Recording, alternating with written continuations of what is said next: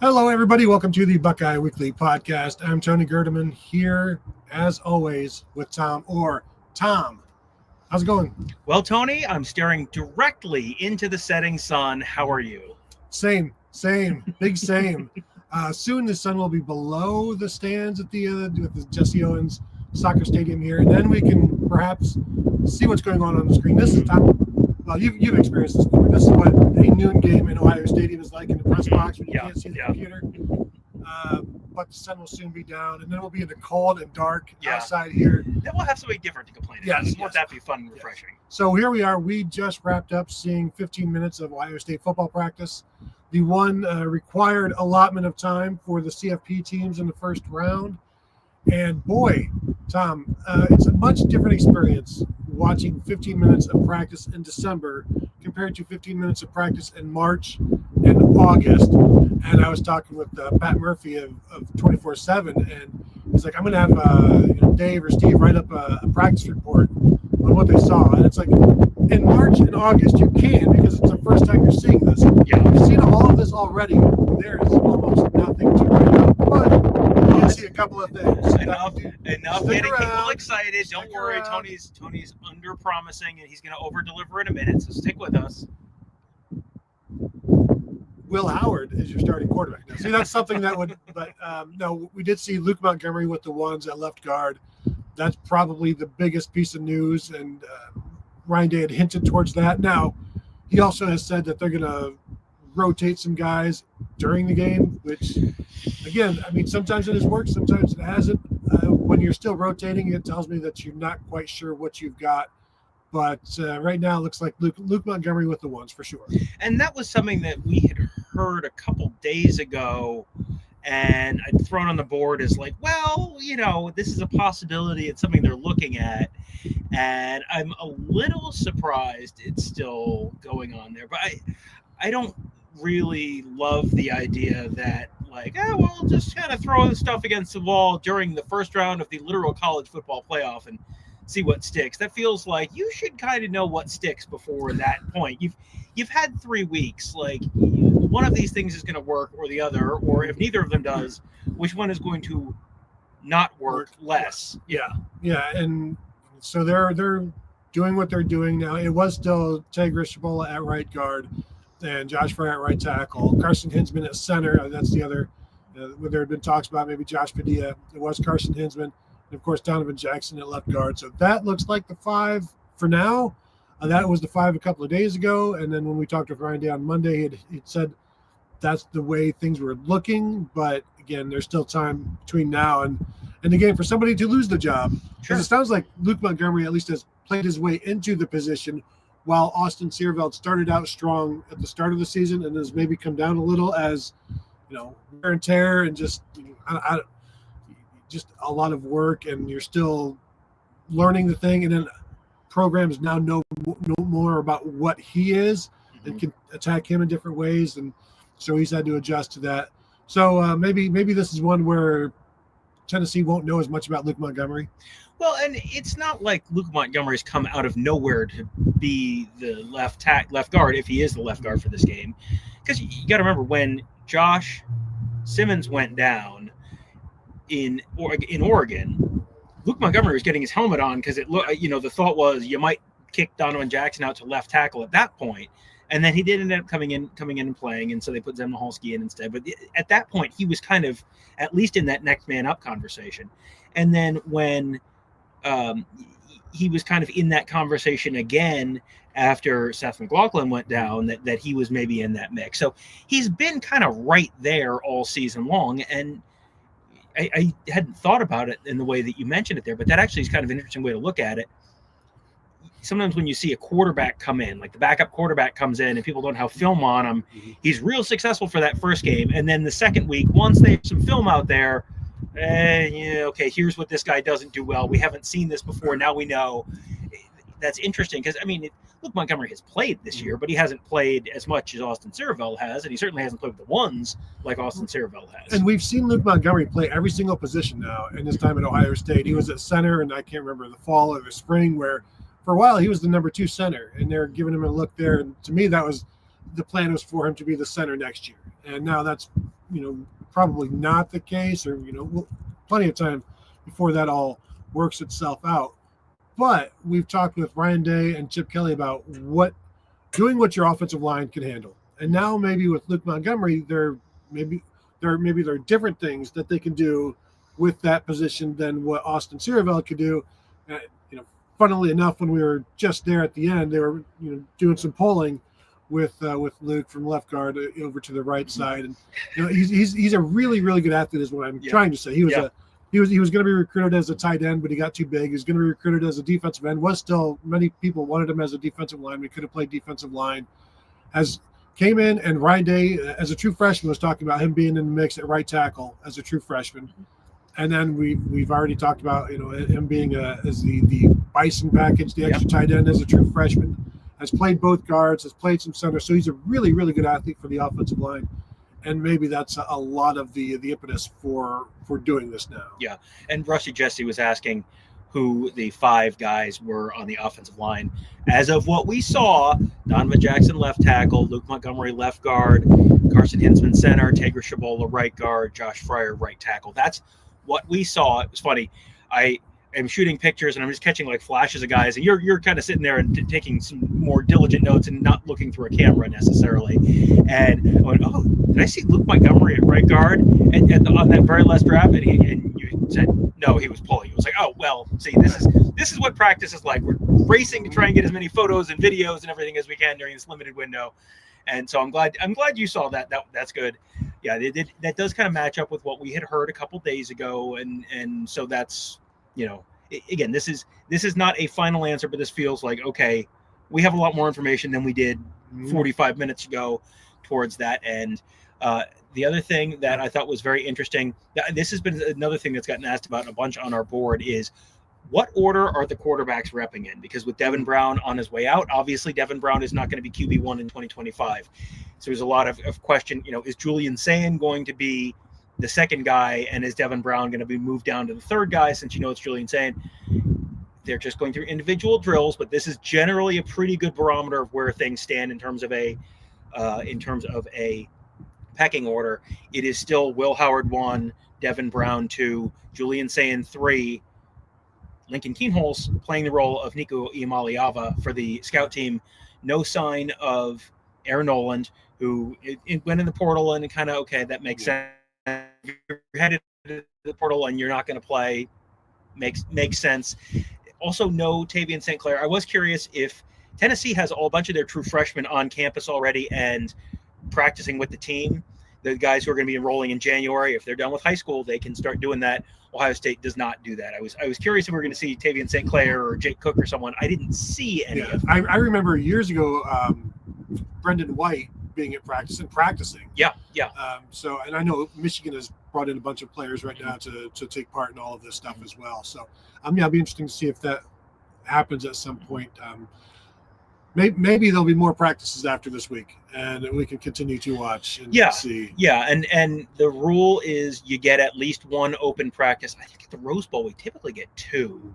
I don't know if that's going to be different because it's a CFP game this year. It might just be 1. Yeah, they're just getting there and then leaving 2 or 3 days. Yeah, and we typically in the past, even at the Peach Bowl a couple of years ago, which was a CFP game, again, they were there earlier, but we got 2 days of practice because I remember watching Georgia practice, and the first day they were running this incredibly high-intensity circuit, and asking one of the Georgia writers, do they do this every practice? They go, no, they're just messing with you. And I'm like, are you sure they're just messing with us? And then the next day we went in and they did yoga for the full 15 minutes. I'm like, okay, good. They are, in fact, just messing with us. All right.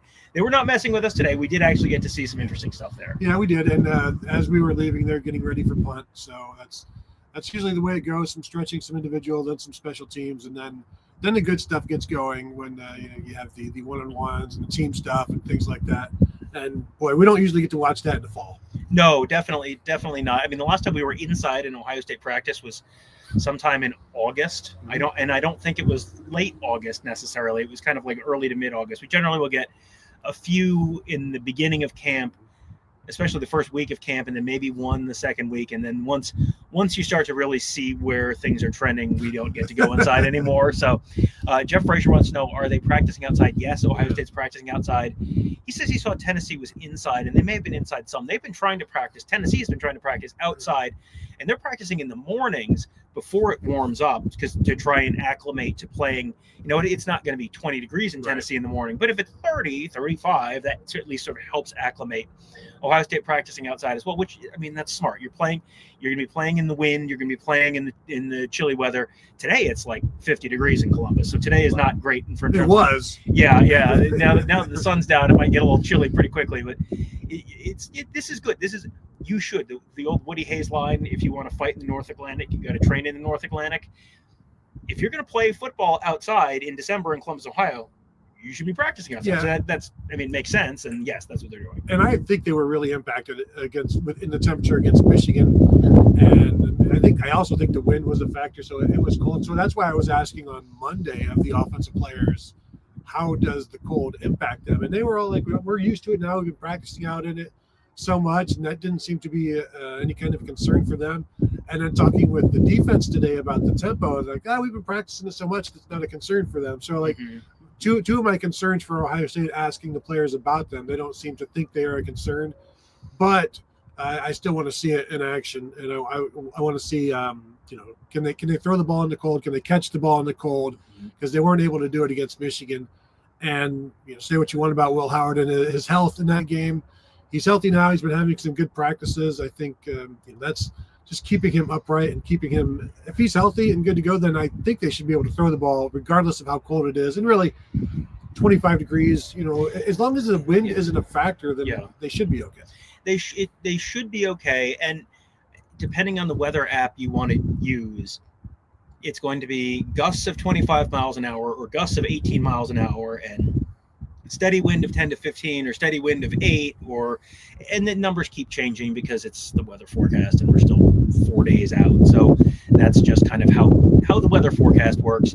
But the broad strokes numbers are generally trending in a good direction. There was, hey, this might be rain or snow, and then that's kind of gone away. And hey, this, the temperature's kind of gone down a little bit. The wind is also kind of calmed down a little bit. So broadly speaking, it's not, it's December in Columbus, Ohio, on literally the shortest day of the year. So you're not going to have 70 and sunny for kickoff at 8 p.m. But the weather does not seem like it should be, impossible for Ohio State to play in. And Tennessee obviously has to play in it as well. Bobblehead Guru said, didn't the Ohio State athletic department, athletic director, want to have a dome game for the first playoff game? That was something that Gene Smith brought up kind of theoretically like 12 to 18 months ago as like, well, it's something we could think about. And the CFP has opened the possibility of, if you want to move your game off campus, you could do that. So Ohio State could hypothetically move to Indianapolis or something.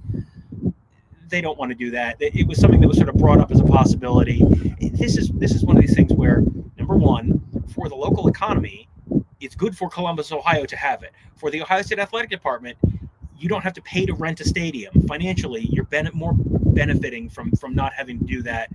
And the third thing is, if you're the head coach at Ohio State and you're running your offense at Ohio State, and your offense can't function in Columbus, Ohio, like that sort of raises questions about your fitness to be a head football coach in Columbus, Ohio. So, I think that's one of those things that there's a bunch of reasons why that didn't happen.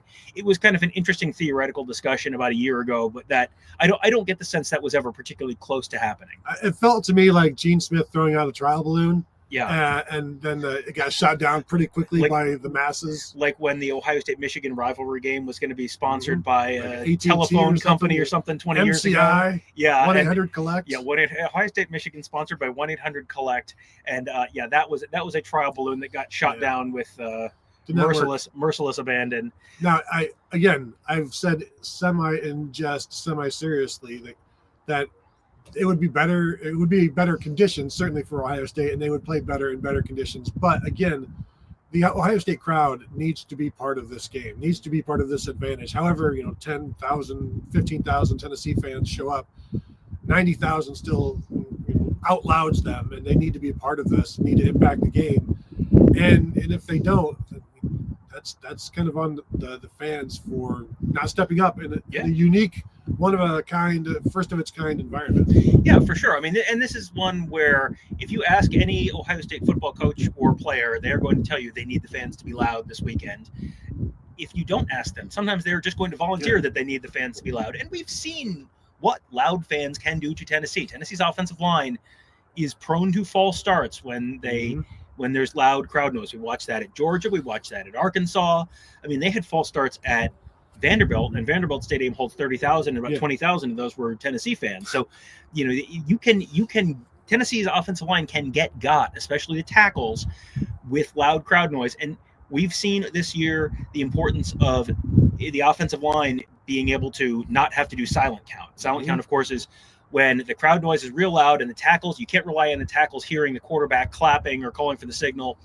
And so then you have to have the guard looks behind, sees the quarterback signal for the football, taps the center on the leg. The tackle has to look down the line, watch for that, watch for the ball to snap, and then get his head around to block the defensive end. That slows that offensive tackle down just a little bit. It's having to move your head slows you down just a fraction of a second, but also having to watch the ball and then react to the movement of the ball. That's what the defensive lineman is doing. Normally, the point of a snap count is, the second time I hear him clap, it's going to be, a beat, and then the ball goes, and I know that it's the second time, but the guy across from me doesn't know. When the defensive end looks and sees you tap him on the leg, he's watching for the ball, and he's waiting for the same thing that I am. So I lose that advantage. So then you get offensive linemen maybe trying to cheat a little bit and just get out of their stance a little, like, oh, here it comes. No. And if you start just a little early, that's where those false start penalties come in. But you need a loud crowd in order to force the opposing team into silent count. So that's one of those things that if you're watching on TV and you see that left guard or right guard kind of hit that center on his leg before he snaps the ball, that's going to tell you they're on silent count, and that's going to tell you the crowd is doing its job. And they do have one of the best centers in the nation. He was a Remington finalist, one of the top 3 centers in the nation. But the Lance Hurd, the left guard or the left tackle, and John Campbell, the right tackle, they've had issues this year with the noise and facing defensive ends that can get after it. So there are some opportunities for Ohio State. And you mentioned the cheating aspect. They will drop back quickly and then kind of lose their base a little bit. And if there's a power rush, then you can kind of just get through them. So the crowd can play a huge factor in this game. And we heard the players talking about it at times, and questions get asked. It almost sounds like PR in terms of, so is there anything you'd like to say to the fans? And it's like, yes, we would. And we did see like PSAs and stuff before the Indiana game. Players saying, hey, help us out. Yeah, and they were playing videos on the board during the Michigan game, during the Indiana game, of Keenan Bailey talking to the crowd at Skull Session at one point, saying, we need the shoe to be the loudest in the nation in November. Well, they need the shoe to be the loudest in the nation in December too. And it's going to be a little different because the college football playoff controls what's on the video board. So you're not going to have any more PSAs of coaches up there telling you that they need you to be loud right now. They're not going to have probably the decibel meter, I'm guessing. And you're going to see, if you're at the stadium, you're going to see a hype video for Tennessee before Tennessee runs out on the field. And it is going to be a neutral site in terms of the video stuff, and the ads in the stadium are apparently all going to be covered up, and it's going to be, whatever the NCAA's corporate champions of the college football playoff are. White bed sheets over the ads. Yeah. Sorry, Elk and Elk. Looks like you need to write another check. Yeah, it's going to be a little different, but the crowd is the crowd. That's where Ohio State not having to get on an airplane to go to this game, and Ohio State having its home crowd. Those are the two spots where you're in your home locker room. It's the little stuff like that. The crowd is the element of the home field advantage that really is going to make a difference. So, so we got some. David says the sound of wind blowing off and on is very disturbing. Can stars help that? I don't know. Hit the thumbs up button. Super chats may help. I don't know. We can only try. Sorry, we are outside. We normally will try and do this on the indoor field. The indoor field, they as soon as the open viewing window for practice was over, we got booted out here. So we're not in our normal setup. This is also very, very quiet for a Buckeye Weekly podcast on outside, especially in this spot before where we have literally had a soccer bench being dragged by us within 10 feet by a truck one time. That was my favorite, where a a gator or something was dragging a soccer bench down the road, and we're saying, you're not going to believe this. And you could see in the reflection in the window behind us, you could see apparently the people at home could see the soccer bench getting dragged. So no, we're never making it up. Whenever we talk about the crazy noise that we get for these podcasts, but would not possibly. Let's just go back and we'll start hitting a couple of these comments while I think about if there's anything else that we noticed during practice that'll be worth talking about. Jeff Frazier says he saw Luke Montgomery up here in high school in Findlay, Ohio. Thought maybe his brother might go to Columbus as well. That, of course, is Ryan Montgomery, 2025 quarterback. He just signed with the Georgia Bulldogs. There was a point at which Ryan Montgomery and Tavian St. Clair were the two in-state quarterbacks for 2025, and it's like, boy, they haven't had two in-state quarterbacks this good in a long time. They hadn't had one. It's just like Joe Burrow. Joe Burrow was the last in-state quarterback, But and then it basically became which of the guys was going to commit first. Yeah, and it did feel like Ryan Montgomery was ahead for quite a while, and then Tavian St. Clair made a leap between his sophomore and his junior season where he grew a bunch, he filled out, arm got stronger, and for a while it was, why would you even consider having Tavian St. Clair ahead of Ryan Montgomery? And then all of a sudden it was like, oh, look at him, and then Tavian St. Clair ends up the number 2 quarterback prospect in the nation for 2025, and Ryan Montgomery is, I don't know where he ended up 8 or something. I mean, it's not like Ryan Montgomery suddenly turned into a bad quarterback prospect. He's going to literally Georgia, which is one of the best programs in the country. But you weren't going to get both guys in the same class because you're not going to sign. We just saw what happens when you sign 2 quarterbacks in the same class, with Aaron Nolan coming in 2024, and then he shows up, and then Nick Saban retires, and they get Julian Sain as well. Sometimes you can sign 2 quarterbacks. You almost never keep 2 quarterbacks. We saw that with CJ Stroud and Jack Miller, where they both signed. Jack Miller was theoretically okay with them bringing in a second quarterback in the class. They bring in CJ Stroud. Stroud clearly ahead of him. Miller played a couple seasons in Columbus and then hit the portal. And, same thing for Aaron Nolan, plays 1 season in Columbus and hits the portal. He was not at practice today. We talked about that a little earlier. They're dragging parking signs now across the parking lot. So we are getting a little bit of the good ambient noise that you love and you've come to expect from us. I will say Ryan Montgomery did end up being one of 2 quarterbacks in Georgia. They did take a late quarterback. Did they? Okay. Well, a 3-star from a decommit from somewhere like Boise State or something like that. And that may be a little bit like when you bring in a Chris Chuganoff gunner, that if it's someone who's coming in as a 3-star and you're a high 4-star, 5-star guy, you may look at that and go, that's fine. I don't expect him to be competition in the way that 2 5-star guys might be. Yeah. And then Ryan Montgomery tore his ACL this season before his senior season, so that was unfortunate for him. Yep. John Dowd says replacing Austin Siravel, but not Tager Shabola. Interesting. And that was when I posted something on the board over the weekend. That was like immediate. It was why would you be replacing Siravel and not Tager Shabola? And it may be as simple as Luke Montgomery is really comfortable on the left side and not so comfortable on the right side, or they may just feel like, Tager Shabola has not been perfect, and there have been games where 4 offensive linemen have graded out as champions, but not Tagra. So, clearly he's not playing at an All-American level right now, but he certainly has more reps, he has more experience, and they may feel, based on what they've seen the last couple of weeks, like left guard is the bigger of the 2 issues right now. Well, and remember, Austin Sierveld and Tager Shabola were rotating for a while, and it was Tager getting probably 70% of the snaps. So they gave Austin an opportunity to win that job earlier in the season, and it didn't happen. So I'm assuming they feel like, or I know they feel, if these are the guys they're going with, then these are the guys they feel are their best 5. But I was a little surprised as well that that wasn't looked at more. But maybe that would have been looked at more if they had decided to go away from Carson Hinsman, and then go with Josh Padilla, and then Carson Hinsman moves to one of the guards, and Luke Montgomery moves to another guard, and now you replace both of those 2 guys that have started. But as we know, they love to side with experience in these games because they at least have an idea of what they're going to get, which is better than, I guess, not knowing. Even if what you're going to get is 70%, on the grading scale. Yeah, I'm done, Tom. Okay. Jeff Frazier says Devin Brown shouldn't see the field. This is probably in response to earlier when we were talking about the order that the quarterbacks are repping in. Will Howard obviously going first. We saw Devin Brown second, which is sort of what has been the case all season, where he's been very clearly the number 2 guy, has always been the first guy to come in if Will Howard goes down, or they need to just, when the 2s come in, it's pretty much always been Devin Brown, I think. Julian Sayin repping 3rd, and then Lincoln Kienholz in the number 8 Tennessee jersey. So he's playing the role of Nico Iamaleava this week. But he is Devin Brown. Again, you just talked about it in terms of the offensive line. More experienced.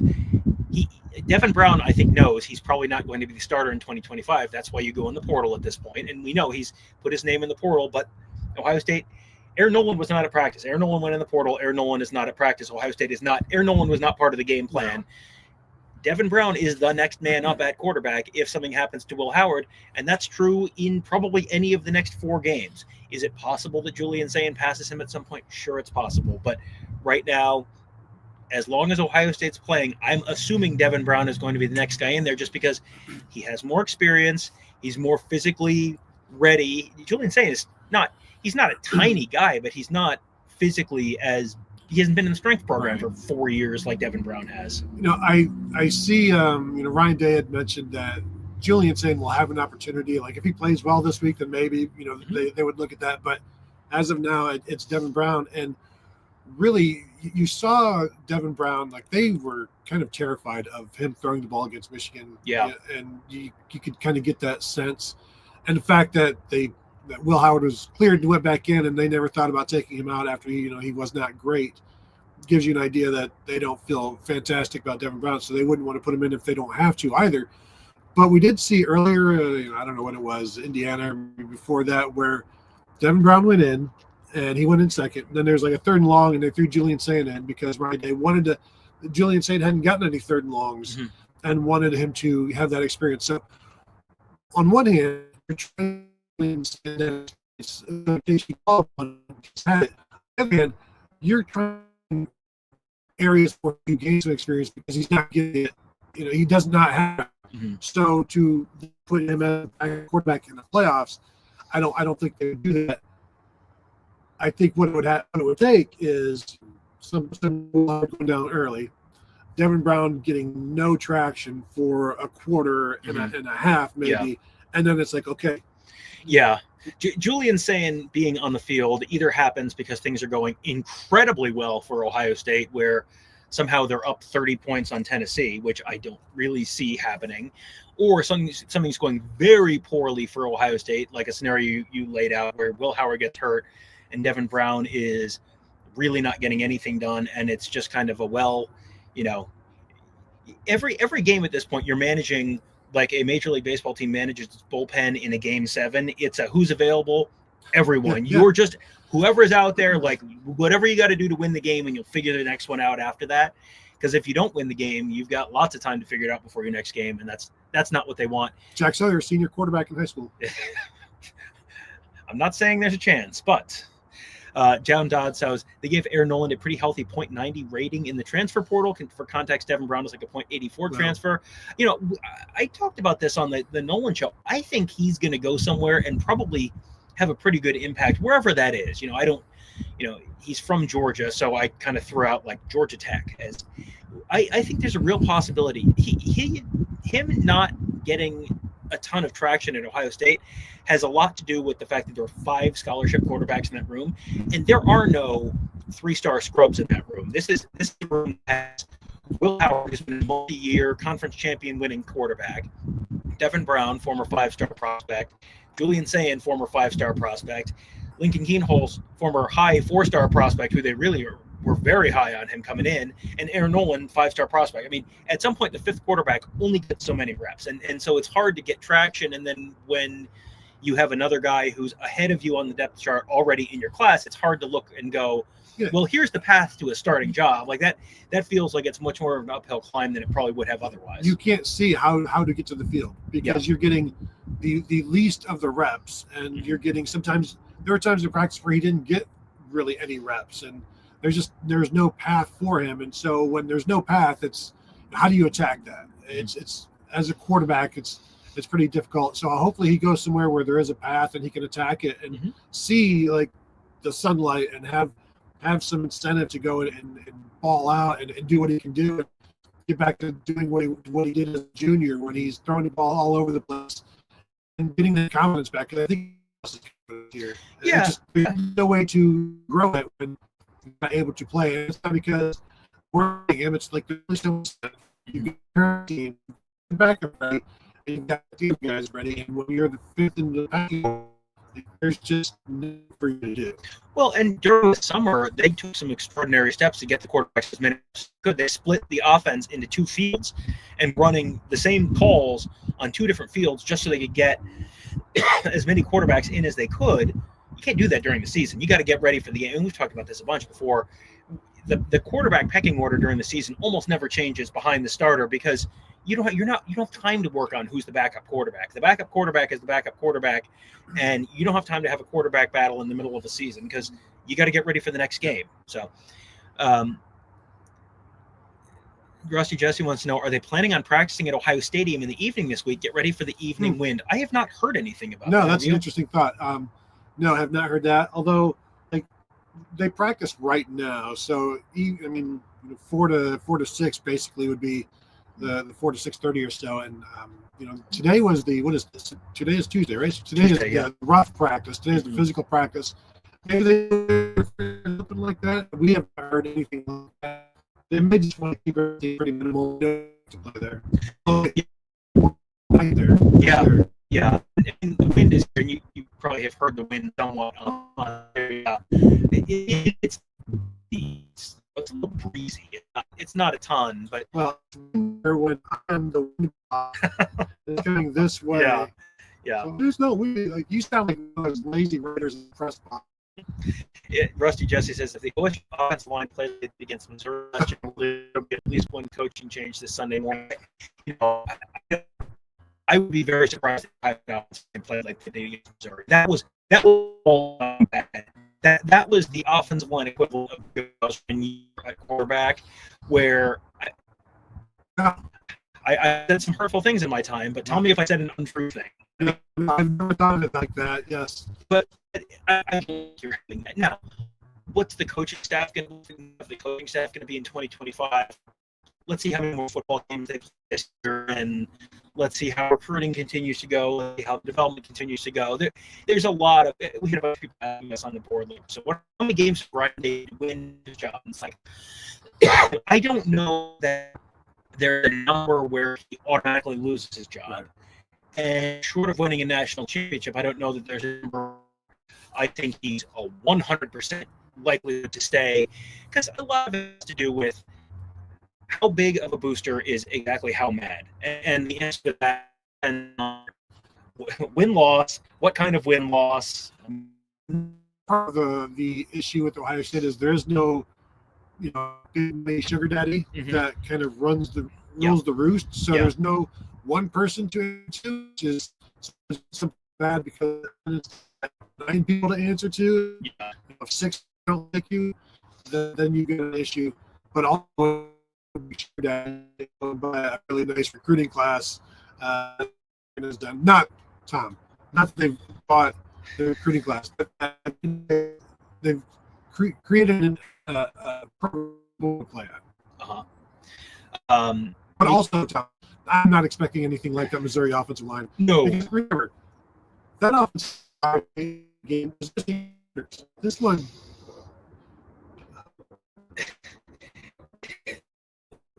Not expecting anything like that. After that, Mika to be key. I think that's true probably on both sides of the ball for Ohio State. The offensive side, we have seen Tennessee struggle with tempo against Georgia, against Alabama, against Arkansas, and the way you use that, it tells me it is a known fact in the SEC that struggle with tempo, and it's not every play. It's not 60 plays that they're getting 8 seconds on the play clock. You're seeing it used situationally, strategically. Hey, you pick up a first down and then boom, now you pick it up and you maybe trap some guys on the field. I expect Ohio State to use tempo on Saturday. I'd be very surprised if we didn't see that. And then on the defensive side of the ball, Jim Knowles talked about how Tennessee's going to run tempo. Yeah, they know Tennessee's going to spread them out. their whole thing is we're going to be ready to defend tempo. Yeah, that's the whole design of the call system for Ohio State defense based on tempo. We talked like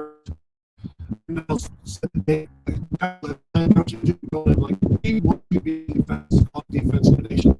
Designed that way because we are facing a tempo offenses, and so still believe they're the fastest defensive team in the nation. You can only do so much in practice, but they've gone about it in ways where before you turn it back, and then you're like, okay, turn your and face your partner.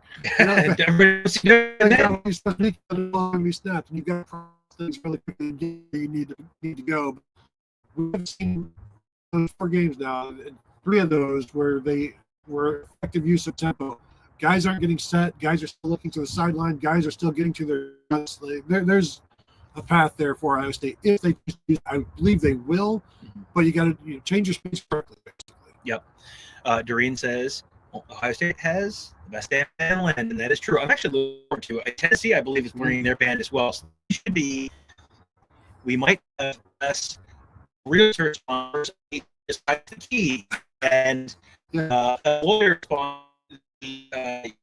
Whatever, and then haircut play sponsors the haircut, and then which plays sponsors like all crowd nonsense during games to make 3 extra cents from sponsors. Probably, I'm hoping not be there. It should be like an actual college football environment. I regret to inform you today. The Echo Caveman. And he will be making doing his little thing. It's the CFP official sponsor, and there'll be other things like that where clothes come out and lead band and multiple insurance sponsorships right. at once. Boy, insurance is big. Yeah. I have heard. Yes, and you know what? Better the caveman than the gecko, because if the gecko's the drum major, it's going to take him a while to get on the field. I'm going to guess as a Tennessee fan says carrying the goalpost out is a yes. His goalpost. Oh no, the goal they're not get the goalpost out. Ohio State control also is very eager to get around the goalpost and not in 30 years. Yeah, now since in the 90s, the early 90s they carried out, but not since then. Plus. The cops here, they'll pepper spray you. So as we've seen, can confirm, yes. Dodd Draco says, I think this is the Emeka game, 95 plus yards. One of the Ohio State wide receivers has to have a big game, and I am fully expecting Tennessee to bracket Jeremiah Smith just like everyone had in the back of the season. And Tennessee's corner this week, number 3. Fantastic corner. If they're ever trying to go one-on-one with Jeremiah Smith, it's got to be Jermod McCoy. Ricky Gibson on the other side, number 1. He's fine, but he's not. Whoever Ricky Gibson is on, that's the guy. If you're going to throw it one corner or the other, I'm looking at Ricky Gibson and going, I'll take my chances over there. And if Emeka Egbuka's in the slot, who's he on? Is he on Carter? Boo Carter, the star for Tennessee? He's kind of their nickel star kind of guy. Boo Carter's fast, but we've seen him not have great plays in coverage at times. He's also really dynamic in the kick game. But yeah, I could absolutely see this being the Emeka Egbuka game. It's a tough matchup in the slot for anybody, and they won't just necessarily use him in the slot. They can move him all over the place. I do want to point out that Jeremiah Smith is 66 yards away from 1,000. Thought he would have gotten there by now, but and the numbers dipped a little bit towards the end of the season.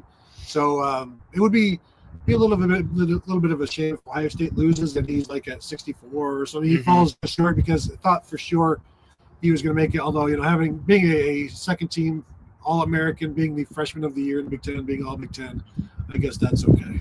Not bad. John Bruce Ferguson says, what's the real feeling of this game? Vols fans are brutally evil in their hype. I thought Michigan was bad. I saw a Tennessee fan in our comments on one of the shows. Most of the Tennessee fans we've interacted with online have been great, like respectful, appreciative of like, hey, we're trying to not be homers, or trying to shoot you straight on where each team has an advantage. I saw a Tennessee fan in our comments say like Ohio State has an advantage at wide receiver and safety, and maybe linebacker, and it's like, I mean, maybe I don't know that I see an advantage for Tennessee at corner. I think the defensive lines are probably similar. I'd say Tennessee has an advantage possibly on the offensive line, but Ohio State, the question is more on the interior of the offensive line, and Tennessee, the question's more on the exterior of the offensive line. I could put together a good offensive line with these two offensive lines. Yeah. If you get to put an all-star team of Ohio State and Tennessee together, I'd feel pretty good about Cade Mays at center and kick Carson Hinsman out to guard. And who's your quarterback? Yeah. I think it's probably Will Howard. I think Will Howard is more reliable than Nico Iamaleava. Iamaleava seems like he's a higher ceiling but a lower floor, just depending on he's going to try to do too much. Is he going to do the run something, do something cool play, or is he going to do the freshman throws the ball into double coverage play? Because we have seen both of those. But we've also seen Will Howard do that. We have, yes. For our buddy Omar Austin thought that the cold left can be somewhat an advantage. What do they do actively prepare themselves for the cold themselves? Right now they're practicing outside. Both teams are practicing outside for the most part from what I've seen this week. Tennessee is practicing in the mornings down in Knoxville just because it's cooler in the mornings. Ohio State just always practices in the evenings, and you can kind of make an argument for either one. Ohio State's still out on the practice field right now. They just started practice at 4, so they're still out there right now. And it's cooling off already here. And it was 50 here today, and it's already cooling off. It's been cooler and rainy and crappy a couple days this week. So, this is not Arizona State coming up to Columbus to play in 20 degrees. Your body has started acclimating already. Right now, this is nothing for practicing in, because it's probably 45, 50 degrees. There's no sun, but you're still moving around. It's going to be 20, 30 degrees colder, not cooler, colder when they play. But they are practicing out in it. And it has been cold here in the last couple of weeks. It started to warm up this past week. Yeah. But it's been pretty cold before that I don't know how much they were out in it, but I think they know they needed to be out in it some. So they've all been out in it preparing, because if you don't, you deserve what you get. Well, and if you live in the Midwest, if it's 30 degrees in October, everyone is bundled up like Nanook of the North. And then you get to this time of year and it's like, I constantly have to fight my son on, okay, you either have to wear a jacket or a sweatshirt, a hoodie. Like you can't go to the bus stop in a t-shirt. It's 35 degrees. His blood is so thick right now. He's on the ice. He knows nothing but the state of Ohio and life at the ice rink. Did I ever tell you about the time I knew a guy who every year he worked for Columbia Gas, and he was out checking the meters. Every year before winter, he would go out and sit in the woods naked until he turned blue.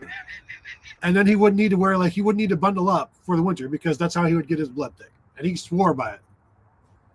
Out in the woods naked.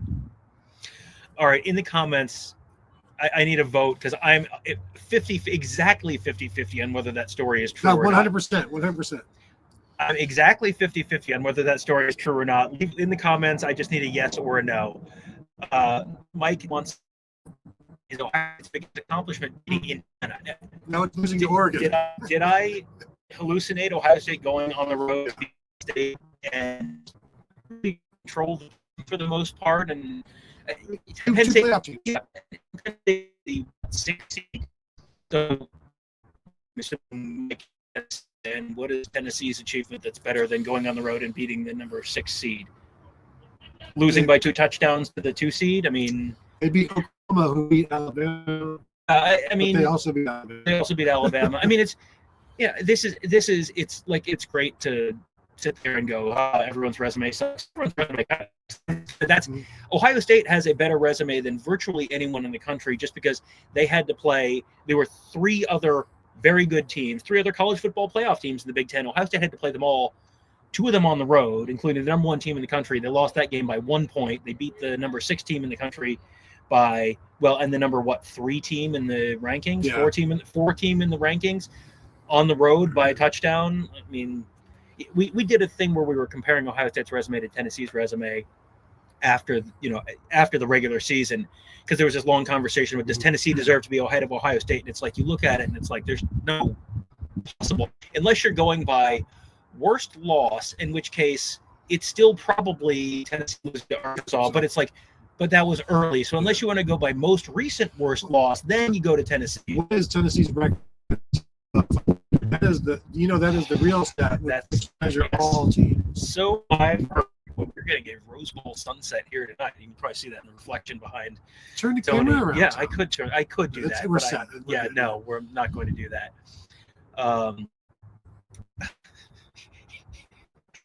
It says the grocery store is a double stocking French mustard, and if we get, I got to tell you, if I'm on the field, and I get hit by a bottle of mustard by an angry fan, I'm sorry. I am going to find that. No, I'm going to find that. Sorry. Over the course of, say, 7 hours and 24 degree weather will freeze. Yeah. It will not be some squeeze thing. It will be a rock hard projectile of must doom. And people want that. Yeah. So don't throw anything. Even though it always works. Don't do it. Yeah, even the college football officials of America and nothing about incentivization do not on the field unless it's mustard. That would be kind of funny. How much will be in the stadium on Saturday? If we're going to end this early, I think the answer is not very much. Coats are not going to be orange, but it's good. In terms of Tennessee fans, I see Mike G. and I Tennessee fan. I about 15 to 10 fans. I think probably a reasonable number. I've seen people say 10%. I've seen people say 20%. I think 15% is showing. This is. Josh Heupel did his press conference on Monday and talked about the fact that, hey, look, this is an easy drive for Tennessee fans. It's Christmas. If you're looking for a Christmas present, this is a great Christmas present to give your loved ones to go see this game. Yeah, tickets aren't terrible right now. Tickets are not terrible. $200. No, and tickets are not terrible for anyone. This is not like, this is embarrassing that Ohio State tickets are $200. It's Penn State tickets were way less than that. It's just. This is a tough time. It's a tough weekend for people to travel. It's Christmas and all that kind of stuff. So, I get it, but yeah, no, I think this is. I think 15% Tennessee fans is and I is completely overloaded, and then they're 3,500. So you're 3% there. Yeah. Double that up like that won't be a doc. I think to listening to talking about how the fans are they, and it's like, well, the thing about getting to Penn State is that you can't. You can fly in Harrisburg, but they can rent the car and drive. It's not. I'm sure even Dallas to Harrisburg is not. Imagine what those hotel prices are right now. Oh yeah. You're going to need that Texas oil money. Yeah. You might as well just stay in Harrisburg or stay in Pittsburgh. Yeah, it is. Penn State is an adventure for sure. Here, there's no problem. You can stay in the outskirts. You can stay in the suburbs, and you're going to pay $100. You're fine. Yeah. Mike G wants to know who played out of conference. Played CUSA champion and I think has already played the whole game. They did play power game this year. Washington, they had a series Washington on the schedule, and then Washington joined the Big Ten, and that blew that series up. So they had a weird one-off year between series with Notre Dame and Texas. So I can't. And Tennessee, just to be clear, we know who Tennessee played. We can read the schedule, and UTEP and North Carolina State and it was Chattanooga and Kent State. Yeah. Chattanooga and Kent State, neither of them beat an FBS team this year. UTEP beat, I think, 2, and I think NC State may have beaten 5. So 4 non-conference opponents beat 7 FBS teams all season for Tennessee. There are some programs in the SEC will tout their non-conference schedule because they're playing a Power 4 opponent. It's like, well, you've played none. And that's what everybody in the Big Ten does at the very least. And Ohio State, generally when they don't have a legitimate Power 4 opponent, it's because of some sort of a contract snafu or an agreement with the Pac-12 that falls through, and they've had to cancel something. They've got Alabama, Georgia. They're always looking for that. And as long as Alabama and the SEC don't start backing out of those games, because we know you talk about there not being the incentive, perhaps. The Alabama isn't the incentive to schedule these games. Ohio State tries. Yeah. But this, next year's schedule, I don't like. You've got Texas, and that's about it. This year, we have talked all year long in preparation. Talked last year when we were ripping Michigan's schedule for the previous 2 years about how we're going to rip this year's schedule as well. We have. Yeah. Warpug wants to know if your redshirt Julian Saint already can. He only played in 3 games during the regular season. You can play in 4 games in the regular season. Anything after that, he can play every game moving forward and still take a red shirt. It just goes based off of the regular season appearances, and he only made 3. So the answer is yes. Not that it matters. Not that it matters. He's not going to be there for 5 years. As good as he's supposed to be, he's not going to be for 5 years. And if he's not as good as he's supposed to be, do you want somebody here for 5 years? Well, then he's going to be somewhere else because he will get recruited over if he is not a. Playing more, it's like the in the right. Exactly. And if you not bad to maintain pressure, it's not. If the difference was playing 4 more games against another, you're off doing it. That happened to Kyle Moore as a true freshman. He played in 5 games, and he wanted to go in. He's a 5-star prospect. He's thinking, well, I'm going to be off the NFL in 3 years anyway. He just played 1 year in Syracuse, had a great season, finished 10th in the Heisman, I think. And boy, I bet he wishes he had another year. Now, could he potentially appeal to the NCAA? Sure, but if you can just do it, and there's playing 4 extra snaps in 2 games is not worth having to deal with that down the road. Rusty Jesse says, listen to Knowles today. This is a game that Tennessee's going to try to get 80 plays for their offense. How can we expect how many snaps do we expect to see? 97, which is Kenyatta Jackson, and 92, which is Caden Curry, backup defensive ends. About he's because we trust the assistant coach. I'm the coordinator, and like the head coach trusts the assistant. I trust my assistants, and Coach Jay knows how to rotate and handle that rotation. We've been saying it all along. Rotate those guys by the 4th quarter. Dylan Sampson's going to rush for 80 yards alone because the defense is going to be worn out. And if you wait until the quarter 2 for some of those guys, then now you're running against the backups essentially. Dylan Sampson might rush for yards. So you need to keep everybody fresh so that years are fresh in the 4th quarter. So how much will we see Kenyatta Jackson and Caden Curry? I think we see them quite a bit even early on. That way that everybody's fresh in the 4th quarter. So I do expect to see them. That is, when they're out there, they may be trapped out there. And also find an opportunity to get them out there. So an incompletion or something like that will get somebody, but they will run those. So when they're out there, staying out there. Boy, it seems like apparently we haven't moved, and the connection fine when we got out. Is it like the EM radio show? I don't know, maybe. So, Paul, for that, I guess we'll wrapping this, and we'll see if we get a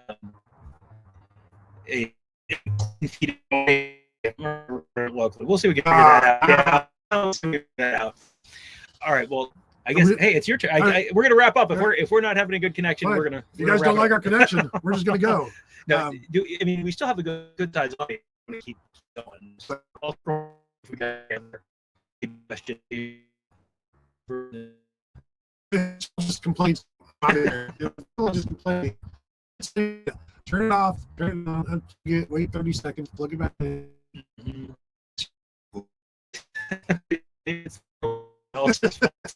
Could be. Just a laptop and a chair outside. Yeah. Yes. We each have chairs. Yes. Not one chair. And yes. And apologies. We're not in our normal spot because we got booted out from the building because they got they're still practicing. I still hear whistles on the practice field. And Megan, turn the computer here, and you can see. Can't stream practice. Yeah, we're not streaming practice, but you can see the light tower there. That's the practice field right there. You can see the tower overlooking the practice field. So we are outside, and unfortunately, the connection apparently is letting us down. Spotty. All right. Yeah, well, then that's fine. We will go ahead and wrap up. We've got plenty of other shows coming. As you guys know, we'll be live when we're live and taped when we're taped. So if you want to hit the thumbs up before we go, we would appreciate that. Thank you all for showing up. Thanks for dropping by on a random Tuesday evening. We do appreciate that. And of course, you can continue to find us at BuckeyeHuddle.com. Tom, I hear you reading questions over there. Yeah, better now. Good news that we're all. I've already started the descent. The landing gear is out. We're going to have to just finish this. So thank you all for tuning in. Find us at BuckeyeHuddle.com. Sign up. Check us out. We appreciate talking to you there. Thanks for tuning in. We will talk to you guys later.